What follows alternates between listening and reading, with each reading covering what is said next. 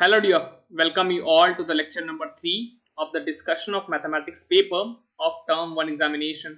Term 1 के mathematics paper already हो चुके हैं जैसा कि आप जानते हैं, और हम उन पेपर्स का डिस्कशन कर रहे थे ताकि हेल्पफुल हो उन स्टूडेंट्स के लिए जो कि एक तो आंसर्स की जानना चाहते हैं और दूसरे वो अपकमिंग ईयर्स के स्टूडेंट्स जो कि बोर्ड टर्म के अंदर अपीयर होंगे, और अगर ऑब्जेक्टिव पेपर उस समय भी कंटिन्यू रहा तो उनके लिए काफ़ी जो है वो हेल्पफुल रहेगा ये चीज़ें, क्योंकि उन्हें एक आइडिया मिलेगा बेसिकली कि किस तरह के क्वेश्चंस जो है एग्जामिनेशन में पूछे जा रहे हैं। हमने ऑलरेडी 2 लेक्चर्स कर लिए थे इस सीरीज में, और ये एक्चुअली तीसरा लेक्चर है जिसके अंदर हम आगे जो है वो कंटिन्यू करेंगे वहीं से जहाँ पे हमने छोड़ा था।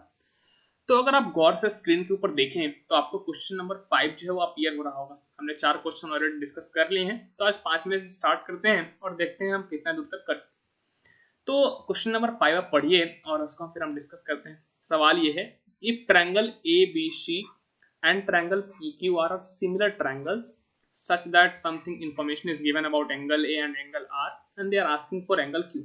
So first of all let's actually write the things that have been mentioned in the question. तो सवाल में आपसे ये बोला गया है कि भैया आपके पास 2 ट्रायंगल है, ठीक है ना। सवाल में आपको ये मेंशन किया गया है कि आपके पास 2 ट्रायंगल है। एक है ट्रायंगल आपके पास ABC और दूसरा ट्रायंगल कौन सा है? दूसरा ट्रायंगल है ट्रायंगल PQR। और क्वेश्चन वाले ने बोला है चिक चिक के चिल्ला चिल्ला के कि ट्रायंगल एबीसी जो है वो सिमिलर है ट्रायंगल पीक्यूआर का। तो मतलब ये सिमिलर का जो है हमने सिंबल जो है वो ठीक से दे दिया थोड़ा सा ना, जो भी है मैं थोड़ा सिंबल देने में थोड़ा कंफ्यूज हो जाता हूँ। तो आप सिंबल जो है वो देख लीजिएगा, कुछ इस तरह का सिंबल जो है, कुछ इस तरह का सिंबल आपको देखने को मिलेगा। तो ट्रायंगल एबीसी जो है वो सिमिलर है ट्रायंगल पीक्यूआर के। अब सिमिलर ट्रायंगल्स का मतलब आप समझते हैं क्या? मतलब ये कि आपको इतना पता होना चाहिए कि कॉरस्पॉन्डिंग एंगल्स इक्वल होते हैं।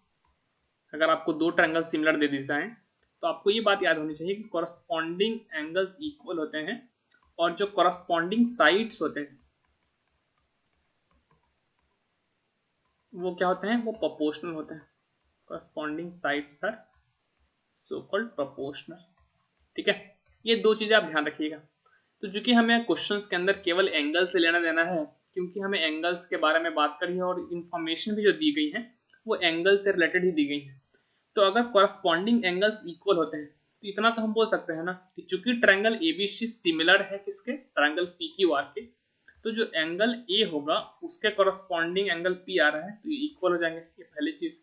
सिमिलरली एंगल बी के कॉरस्पॉन्डिंग कौन आ रहा है? Angle Q.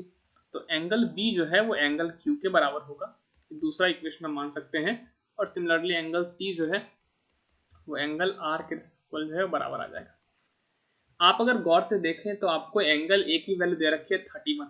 मतलब ये कि angle A is equal to angle P, ये दोनों कितने बराबर होंगे? 31 डिग्री के। क्यों? क्योंकि सिमिलर ट्रायंगल है तो एंगल ए एंगल पी के बराबर होगा, और चूंकि एंगल ए 31 है तो ए और पी दोनों की वैल्यू कितनी आ जाएगी? 31 डिग्री। दूसरा उन्होंने बोला है angle R is equal to 69 degree. अब अगर एंगल आर 69 डिग्री के बराबर है और सिमिलैरिटी की वजह से एंगल आर और सी आपस में बराबर है, तो हम क्या बोल सकते हैं ना कि सी और आर दोनों किसके बराबर होंगे? 69 डिग्री के बराबर। तो अगर आप गौर से देखें तो आपसे एंगल पूछा गया है क्यू। तो अगर हम ट्रायंगल पी क्यू आर की बात करें तो हमें एंगल पी की वैल्यू पता है, एंगल आर की वैल्यू पता है, तो क्या हम एंगल क्यू की वैल्यू नहीं निकाल सकते क्या? मतलब सिंपली पूछने वाले ने आपसे ये पूछा है कि अगर एक ट्रायंगल आपके पास दे दी जाए, एक ट्रायंगल पी क्यू आर, आपको एंगल P बता दिया जाए, आपको एंगल R बता दिया जाए, तो क्या आप Q नहीं निकाल लेंगे क्या? कैसे निकालेंगे? हम निकालेंगे by using angle sum property. क्या आपको याद है ना? नाम बहुत है ना बड़े हैं, दर्शन काफी छोटे हैं। एंगल सम प्रॉपर्टी ये कहता है कि ट्रायंगल्स की जो तीनों एंगल्स का जो सम होता है वो एक्चुअली में 180 डिग्री के बराबर होता है। तो अगर हम ट्रायंगल PQR की बात करें तो angle P plus angle Q plus angle R basically में 180 डिग्री के बराबर हो जाएगा। चूंकि एंगल P 31 डिग्री के बराबर है तो आप यहाँ पे रख दीजिए। एंगल Q कितने के बराबर है? एंगल क्यूब जो है पता नहीं है, फाइंड आउट करना है। देखिए सवाल के अंदर उन्होंने पूछा है कि किसके बराबर होगा, और एंगल R जो है हमें पता है 69 डिग्री के बराबर, तो हमने यहाँ पे रख दिया और इस सम को इक्वेट कर दिया 180 से। तो अगर आप गौर से देखें ये 31 डिग्री और 69 डिग्री जब ऐड करोगे कितना आएगा? 31 में जब 9 ऐड होगा तो 40 हो जाएगा, और 60 जब जोड़ोगे तो 100 आ जाएगा। तो ये 100 plus Q is equal to 180 degree. तो जो एंगल क्यूब होगा वो 80 डिग्री होगा। क्यों? क्योंकि जब ये 100 जाएगा राइट हैंड साइड में तो प्लस से माइनस साइन सब जाएगा। सो 180 में से अगर 100 हटाओगे तो आपका आंसर कितना आ जाएगा? 80 डिग्री। पहला ऑप्शन 70 डिग्री नहीं होगा, दूसरा ऑप्शन 100 डिग्री नहीं होगा, तीसरा ऑप्शन 90 डिग्री नहीं होगा। Option D that is 80 degree is the correct answer. तो हम कौन सा ऑप्शन मार्क करेंगे? अगर एग्जामिनेशन के अंदर है, पेपर में मिला होता तो हम ऑप्शन नंबर डी मार्क करके इसको आ जाते। तो आई होप आपको जो सिमिलर ट्रायंगल्स के कॉन्सेप्ट हैं कि अगर दो ट्रायंगल सिमिलर है तो कॉरस्पॉन्डिंग एंगल्स जो है वो बराबर होते हैं और कॉरस्पॉन्डिंग साइड्स प्रोपोर्शनल होते हैं, इस कॉन्सेप्ट को थोड़ा सा रिवीजन आपको हुआ होगा। और दूसरी चीज ये कि एंगल सम प्रॉपर्टी, एक ट्रायंगल्स के अगर हम तीनों एंगल्स की बात करें, तीनों इंटीरियर एंगल्स का सम की, तो वो सम 180 डिग्री के बराबर होता है। ये फैक्ट भी आपको थोड़ा सा रिकॉल हो गया होगा। तो let's move to the next question, question number 6। Question number 6 जो क्वेश्चन है आपका वो आया कहां से? That has come from the topic so called trigonometry. हाँ, ट्रिगोनोमेट्री से आया है और ये एंगल्स वाले कॉन्सेप्ट थोड़े से आपसे पूछ रहा है। सवाल ये है कि given that cos theta is equal to √3/2, कहता है कि हम आपको एक बता रहे हैं कि कोई एंगल थीटा है और उसके अगर हम cos है ना, cos फंक्शन से आप वैल्यू निकाले तो वो √3/2 के बराबर आ रही है। तो आपसे एक वैल्यू पूछिए, गंदा एक्सप्रेशन दिया है cos square theta minus sex square theta upon cos square theta upon cos square theta plus sex square theta, इसकी वैल्यू। तो इसको सॉल्व कैसे करें? तो थॉट समझिए। थॉट ये है कि एक तो आपको cos थीटा की वैल्यू पता है, तो अगर cos थीटा की वैल्यू जो दी रखी है उसकी मदद से अगर हम cosec थीटा और sec थीटा की वैल्यू निकाल लें तो हम उसकी जगह पे वैल्यू रखेंगे इस एक्सप्रेशन के अंदर और हमारा आंसर आ जाएगा। तो क्या हमें एक ट्रिगोनोमेट्रिक रेशियो जब दे दी जाए तो क्या बाकी दूसरे की वैल्यूज निकालनी आती है क्या? ऑफ कोर्स आती है। तो जो पहला जो कॉन्सेप्ट लग रहा है वो कॉन्सेप्ट किसका लग रहा है कि फाइंडिंग अदर ट्रिगोनोमेट्रिक रेशियोज ना। कॉन्सेप्ट कौन से लग रहे हैं मैं बता रहा हूँ आपको, आप ध्यान रखिए इन सब चीजों। So finding all trigonometric ratio if any one is given, तो कोई भी अगर एक दे दिया जाए तो उससे दूसरे कैसे फाइंड करते हैं, इस कॉन्सेप्ट का हम यूज करेंगे। तो गौर से देखिए, अगर हम राइट एंगल ट्रायंगल बनाए है ना और इसको हम थीटा अज्यूम करें तो cos थीटा जो है आपको दिया गया है √3/2 के बराबर। तो अगर हम थीटा इसको मान रहे हैं तो cos थीटा किसके बराबर होता है? तो cos थीटा होता है बेस अपॉन हाइपोटेनस, है ना। cos थीटा क्या होता है? Base upon hypotenuse. और ये दिया है आपको √3/2। तो अगर ये थीटा है तो इससे करस्पॉन्डिंग में बेस ये है और इससे करस्पॉन्डिंग में क्या है? हाइपोटेनस ये है। क्या ये बात से आप एग्री करेंगे? आपको करना चाहिए अगर आपको हाइपोटेनस और बेस का कॉन्सेप्ट पता है। अच्छा, तो मान लिया कि ये जो है ना, चूंकि ये रेशियो दिया हुआ है तो हमें एग्जैक्ट बेस का लेंथ कितना है वो नहीं पता, एग्जैक्ट हाइपोटेनस का लेंथ क्या है वो पता नहीं है। चूंकि हमें रेशियो दिया है तो हम एग्जैक्ट लेंथ कैसे मान सकते हैं?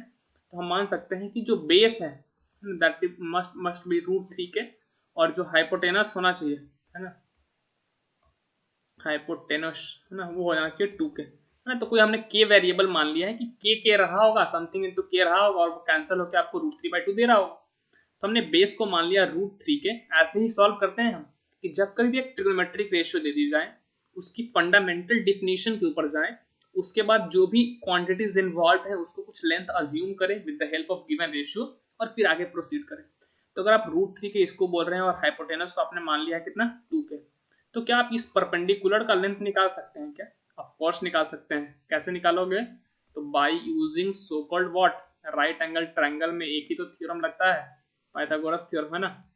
तो पाइथागोरस थ्योरम का अगर अप्लाई करेंगे आप तो हाइपोटेनस का स्क्वायर, है ना, मैं शॉर्ट में लिख देता हूं कि हाइपोटेनस का स्क्वायर जो होता है वो होता है परपेंडिकुलर का square plus so called base का स्क्वायर। तो अगर आप यहाँ से हाइपोटेनस की वैल्यू रख दें जो कि 2k है, परपेंडिकुलर आपको फाइंड करना है कि नहीं सर, तो इसका स्क्वायर रहने दिया। बेस की वैल्यू हमने मानी कितनी है? √3 के, तो रख दिया यहाँ पे √3 का स्क्वायर। अगर आप गौर से देखें तो 2k का स्क्वायर आ जाएगा 4k स्क्वायर, ये आपका है परपेंडिकुलर का स्क्वायर। √3k का स्क्वायर की अगर हम बात करें तो ये आ जाएगा 3k स्क्वायर। अगर आप इस 3k को लेफ्ट हैंड साइड में लेके आएंगे 3k स्क्वायर प्लस हो जाएगा माइनस का 3k स्क्वायर, और 4k स्क्वायर में जब 3k स्क्वायर जाएगा तो बच जाएगा k स्क्वायर, और ये हो जाएगा परपेंडिकुलर का स्क्वायर। अगर आप परपेंडिकुलर का लेंथ निकालने जाएंगे तो √k स्क्वायर, जो कि फाइनली आपको क्या देगा? k दे देगा। ठीक है, तो परपेंडिकुलर का हमने लेंथ निकाल लिया k। अच्छा, हमें एक्सप्रेशन जो हमसे पूछा गया है, हमसे एक्सप्रेशन क्या पूछा गया है कि cos x square theta minus sec square theta upon cos x square theta plus sec square theta.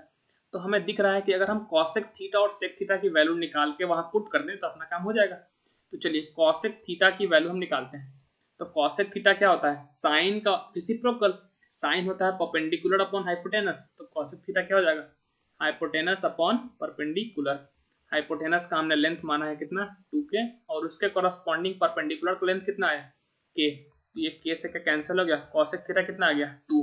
और अगर हम यहीं से sec थीटा की वैल्यू निकालें तो cos थीटा का रेसिप्रोकल होता है sec थीटा, cos थीटा होता है बेस अपॉन हाइपोटेनस। जब रेसिप्रोकल करोगे तो ये हो जाएगा hypotenuse upon what, hypotenuse upon base. तो हाइपोटेनस देखिए कितना है, यहाँ पे 2k है, बेस कितना है यहाँ पे देखिए √3 का है ना। तो ये कैंसिल होकर कितना आ जाएगा 2 डिवाइड बाई √3। तो हमने cos थीटा की वैल्यू निकाल ली, sec थीटा की वैल्यू निकाल ली। तो आइए हम एक्सप्रेशंस को सॉल्व करते हैं।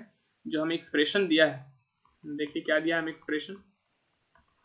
एक्सप्रेशन दिया है आपके पास cos x square theta minus of sec square theta upon cos x square theta plus का sec स्क्वायर थीटा। ठीक है, cos x थीटा की वैल्यू हमने निकाली थी 2 है ना, sec थीटा की वैल्यू हमने निकाली थी 2 डिवाइड बाई √3।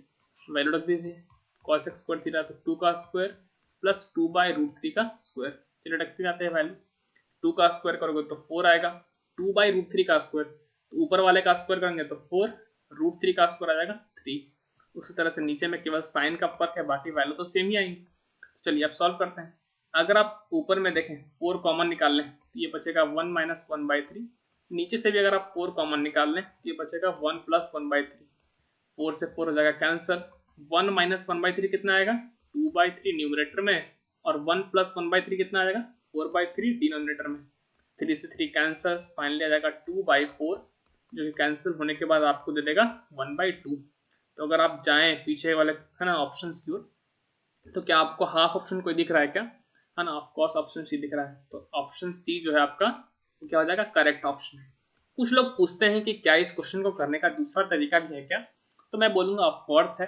अगर आप गौर से देखें तो cos थीटा किसके बराबर दिया है √3/2। क्या ये स्टैंडर्ड एंगल को रिप्रेजेंट कर रहा है ना। तो ये थीटा आप यहाँ से कंक्लूड कर लेंगे कि अच्छा cos 30 की वैल्यू चूंकि √3/2 होता है तो थीटा पक्का 30 ही रहा होगा, क्योंकि आपके जो सिलेबस में है वो एक्यूट एंगल्स हैं, तो वो थीटा 30 डिग्री पे ही तो रहा होगा ना जब cos थीटा की वैल्यू √3/2 रहा होगा। अब cos थीटा आपको पता है 30 डिग्री, अब cosec थीटा निकाल लीजिए, मतलब cosec 30 की वैल्यू और sec 30 की वैल्यू निकाल लीजिए। ये सब तो आपको स्टैंडर्ड एंगल्स याद रहे ही होंगे।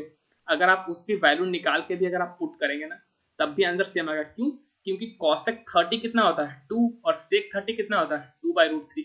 तो आई होप आपको ये दोनों मेथड समझ में आ गया होगा। पहला मेथड हमने आपको पूरा डिटेल में करके बताया है, दूसरा आप खुद से कीजिएगा। मिलते हैं आपसे अगले लेक्चर के अंदर। Until then, keep learning and stay happy. And once again, I would actually suggest you कि आप स्टडीज के ऊपर फोकस करें, बट एक्स्ट्रा एकेडमीज के ऊपर भी जरूर फोकस करें, क्योंकि स्टडी के साथ साथ वो भी जरूरी है। So that's all for this particular lecture. See you all in the next one.